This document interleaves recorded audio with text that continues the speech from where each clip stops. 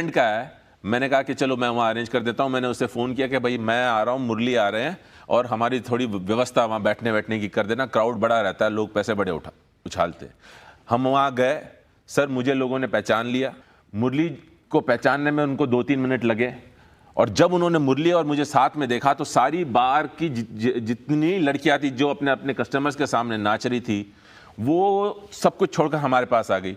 और जितने तमाशबीन थे जो देख रहे थे नाच, है ना, शराब पीकर जो होता है बार में, और क्या होगा बार में, ठीक है, मगर एक बात है, बार में कभी अश्लीलता नहीं होती, नंगा नाच नहीं होता।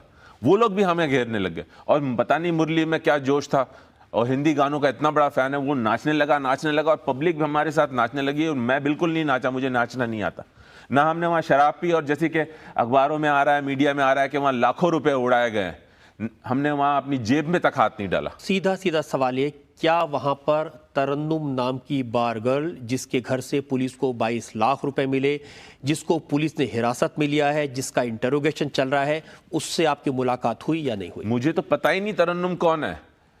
वो थी, होगी शायद, वहां अगर काम करती है तो होगी उस रात को, मगर हम किसी से नहीं, वही मैं कहना चाहता था ना। हमने वहां एक ड्रिंक पी, ना पैसे उड़ाए, ना हमने किसी को ऑटोग्राफ तक दिया।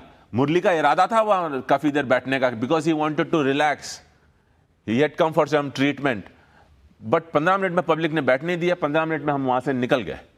इल्ज़ाम तो यह है कि वहां पर बार में आपने मुरली की मुलाकात तरन्नुम से करवाई और उसके बाद में क्रिकेट बैटिंग का सिलसिला शुरू हुआ। बिल्कुल गलत है सर।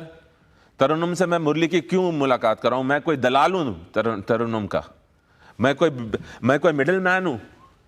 ये मेरी इज्जत है, ये मेरी फैमिली की इज्जत है। ये मीडिया कह रही है कि मैंने तरन्नुम को और मुरली को मिलाया कि भाई मुरली और तरन्नुम तुमको जो करना है कर लो और एक मैच फिक्स कर दो और उसमें से पैसे मुझे दो।